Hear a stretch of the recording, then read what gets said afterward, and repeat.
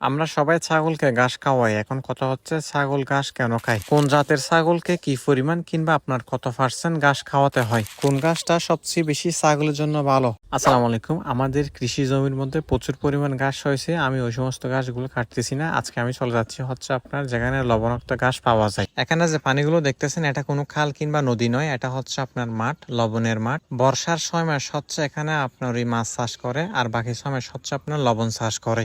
এখানে নতুন পানি ঢুকার ফলে হয়েছে কি আপনার নতুন কুচি ঘাস গজাইছে, এগুলো আমি সংগ্রহ করার ট্রাই করতেছি এখন। আর এরকম স্থান থেকে ঘাস কাটার সময় একটা জিনিস সবসময় মাথায় রাখবেন, সেটা হচ্ছে পানির নিচের অংশে ঘাসগুলো কোনোদিনও কাটবেন না।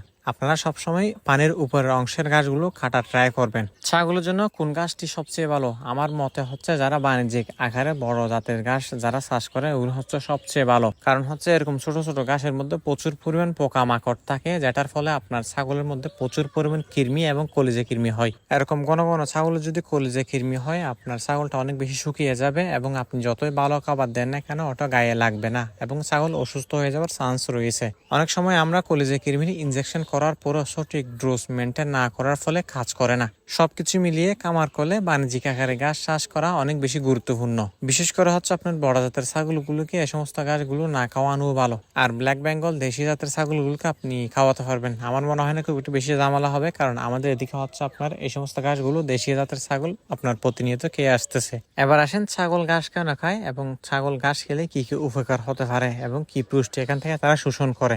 ঘাসের প্রধান কাজগুলো হলো আঁশ কিংবা ফাইবার সরবরাহ করে রুমেনে, যা পাকস্থলী ঠিক মতো কাজ করতে সাহায্য করে, জাবর কাটার প্রবলতা বাড়ায়, এতে লালা তৈরি হয়, পেটের পরিবেশ এবং হচ্ছে রুচি বৃদ্ধি করতে সাহায্য করে, হজম প্রক্রিয়া স্বাভাবিক রাখে, অ্যাসিডোসিস ফ্যাট ফাঁকেও আপনার বদ হজমের ঝুঁকি কমায়, ভিটামিন ও খনিজের উৎস বিশেষ করে হচ্ছে আপনার ভালো সবুজ ঘাস খাওয়ালে রুমেনের উপকারী জীবাণুগুলো হচ্ছে আপনার সক্রিয় রাখে, যেগুলো হচ্ছে আপনার খাবারকে ভেঙে শক্তির উৎস তৈরি করে। এজন্য ঘাসের পাশাপাশি দানাদার দিতে হবে। আপনারা যদি সবসময় দানাদার দিয়ে ছাগল রাখেন আর যদি আপনারা ওই ঘাস না দেন, তাহলে আপনার হবে কি ওই ছাগলের বদ হজম হবে, ফ্যাট ফাঁপা, আপনার ওই পাতলা পায়খানা, এসব সমস্যার প্রতিনিয়ত আপনাকে সম্মুখীন হতে হবে। তাই প্রতিনিয়ত আপনারা ঘাসের পাশাপাশি দানাদার দেন এবং দানাদারের পাশাপাশি ঘাস দেন। শুধুমাত্র ঘাস দিলে যে আপনার ছাগলটা সুস্থ সবল থাকবে এরকমটা নয়, আপনার ঘাসের পাশাপাশি অবশ্যই দানাদার দিতে হবে। আর যদি আপনার ছাগলের দানাদার ঘাটতি থাকে, ছাগলটা রোগা হয়ে যাবে, রোগ প্রতিরোধ ক্ষমতা কমে যাবে, দুর্বল হয়ে যাবে।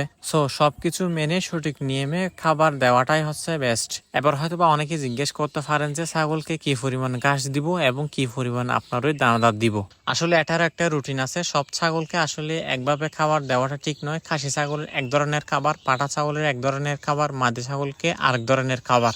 এরপর আসতেছে হচ্ছে আপনার স্বাভাবিক খাবার, আবার হচ্ছে আপনার দ্রুত মোটা তাজা করার জন্য একটু আপনার এক্সট্রা লেভেলের খাবার। এসব বিষয় নিয়ে আলোচনা করবো। আশা করি আপনাদের ভিডিওটি দেখলে অনেক বেশি কাজে আসবে ছাগল পালন করার ক্ষেত্রে।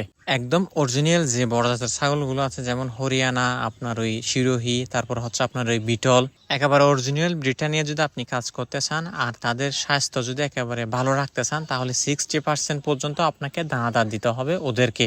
আর যদি আপনি বলেন যে না অত বেশি স্বাস্থ্যর দরকার নাই, মোটামুটি থাকলে হবে, তাহলে আপনার 50% দানাদার আর 50% ঘাস দিলে হবে। আর যদি বলেন যে না আমি তো ব্রিডিং খামার নিয়ে কাজ করতেছি, আমার মোটামুটি স্বাস্থ্য থাকলে হবে, অত ভালো দরকার নাই আপনার, তাহলে 40% দানাদার আর 60% হচ্ছে আপনার ঘাস দিলেও চলবে। আর যদি একটু ক্রসের মধ্যে আসেন, তাহলে 40% দানাদার আপনার ওই বাকিগুলো ঘাস দিতে পারেন। আর যদি অরিজিনাল ব্ল্যাক বেঙ্গলের মধ্যে চলে আসেন, তাহলে আপনার ওই 70% থেকে 90% পর্যন্ত আপনারা ঘাস দিতে পারবেন যদি ব্ল্যাক বেঙ্গল ছাগল হয়। বাকি 30 থেকে 10% ভিতরে যদি আপনারা মোটামুটি দানাদার দেন, তাহলে ওদের স্বাস্থ্য খুবই ভালো থাকবে। আর যদি ওদের স্বাস্থ্য একটু ভালো রাখতে চান, তাহলে আমি রেকমেন্ড করবো আপনারা 30% পর্যন্ত ওদেরকে আপনার ওই দানাদার খাবার দিবেন, এতে আপনার ওদের স্বাস্থ্য খুবই ভালো থাকবে।